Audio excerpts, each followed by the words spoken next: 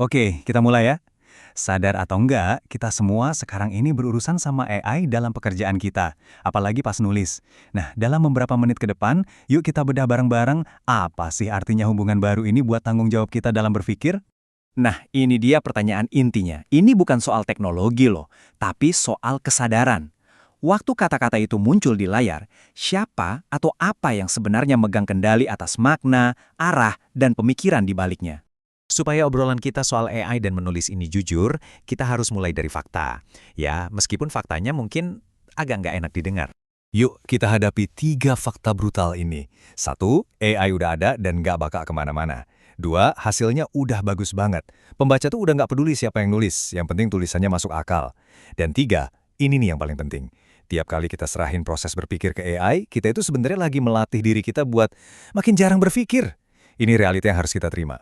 Jadi, salah banget kalau kita ngelihat ini cuma sebagai pilihan hitam putih, pakai atau nggak pakai AI. Cara yang lebih benar tuh ngelihatnya sebagai sebuah spektrum interaksi, ya kayak yang digambarin di sini. Spektrum ini ngegambarin posisi kita dengan jelas banget. Di satu sisi ada AI yang jadi pemimpin, dan kita cuma ngedit. Emang efisien, tapi risikonya ketergantungan tinggi. Di tengah, kolaborasi setara. Ini bagus, tapi gampang banget bikin kita kepleset jadi tergantung tanpa sadar. Terus, di ujung lainnya, manusia yang pegang kendali penuh. AI cuma jadi alat bantu. Coba deh direnungin, kira-kira posisi Anda sekarang ada di mana? Rasa cemas yang kita alamin sekarang ini sebenarnya bukan hal baru loh. Polanya tuh mirip banget sama transisi-transisi besar di masa lalu. Coba deh kita lihat satu contoh terkenal buat ngerti apa yang sebenarnya lagi terjadi. Kutipan ini benar-benar nangkep inti dari jebakan yang dialami raksasa kayak Nokia dan BlackBerry. Mereka ngerasa stabil, produk mereka jalan sempurna, dan mereka pikir itu udah cukup. Mereka salah besar, mereka ngira stabilitas itu sama dengan relevansi. Kegagalan mereka itu bukan kegagalan teknologi. Masalahnya adalah mereka terlalu kenceng pegangan sama identitas dan proses lama yang bikin mereka sukses. Sementara dunia di luar sana udah ngedefinisi nilai dengan cara yang benar-benar baru. Mereka sibuk mempertahankan siapa diri mereka, dunianya udah lari duluan. Oke, jadi kita sampai di titik yang sangat krusial. Diskusi soal AI dalam menulis ini bukan lagi cuma soal benar atau salah milih alat. Ini udah jadi soal strategi bertahan hidup. Pertanyaannya sekarang, gimana caranya kita tetap relevan pas definisi nilai di sekitar kita berubah secepat ini? Coba lihat pergeseran ini. Dulu, nilai seorang penulis itu ada di skill teknis, tulisan rapi, gaya bahasa yang khas.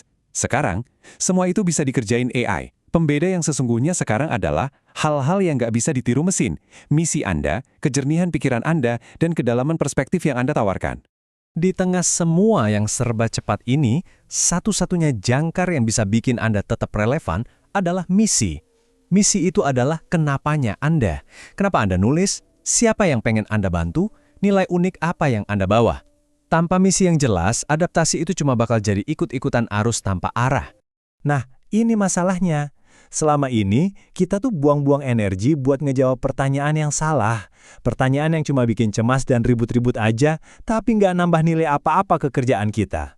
Pertanyaan ini ngejebak kita di siklus yang nggak ada gunanya. Penulis sibuk nyamarin jejak AI, platform sibuk ngedeteksi. Ini kayak main kucing-kucingan yang bikin fokus kita kemana-mana, padahal yang paling penting itu kualitas pemikiran di balik tulisannya. Biar kita bisa keluar dari jebakan itu, kita perlu perjelas batasannya. Coba kita lihat. AI itu jago banget dalam hal yang bisa diukur. Kecepatan, skala, konsistensi. Kita nggak bakal bisa menang di situ. Tapi, keunggulan kita, manusia, ada di wilayah yang beda. Nentuin arah, ngasih pertimbangan di situasi yang abu-abu, dan yang paling utama, medang tanggung jawab moral. AI itu nggak punya kehendak, kitalah yang punya. Oke. Setelah kita paham di mana kekuatan kita, sekarang kita butuh kerangka kerja yang praktis. Gimana caranya kita nentuin di mana kita harus narik garis batas, mana yang bisa kita serahin ke mesin, dan mana yang mutlak harus tetap kita pegang. Konsep kuncinya itu namanya selera risiko atau risk appetite. Anggap aja ini kayak kita nanya ke diri sendiri, seberapa parah sih akibatnya kalau ini gagal?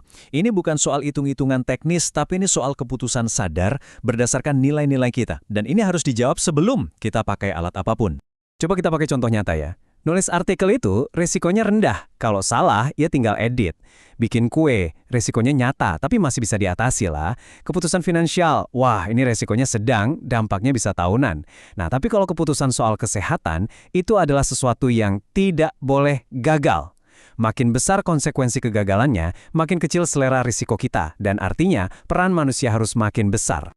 Jadi, kita bisa petain kayak gini. Di setiap tahap, input, proses, sama output, ada perannya AI dan ada peran yang wajib buat manusia. AI bisa ngumpulin data, tapi kita yang menentuin mana yang penting. AI bisa nganalisis, tapi kita yang ngasih makna. AI bisa ngasih banyak pilihan, tapi keputusan akhir dan tanggung jawabnya itu 100% punya kita. Kutipan ini adalah inti dari semuanya. Ini prinsip yang sederhana, tapi kuat banget, yang bisa kita pakai buat navigasi di dunia yang makin cepat ini. Intinya, tanggung jawab kita itu sebanding sama dampak dari keputusan kita. Nah, kita udah ngelewatin perjalanan dari yang tadinya bingung soal alat, sekarang jadi lebih jelas soal peran kita. Debatnya bukan lagi soal AI lawan manusia, obrolan yang sebenarnya jauh lebih dalam dari itu. Dan inilah pertanyaan terakhir buat kita semua. Pas skill teknis jadi barang murah dan kecepatan jadi hal biasa, apa yang tersisa?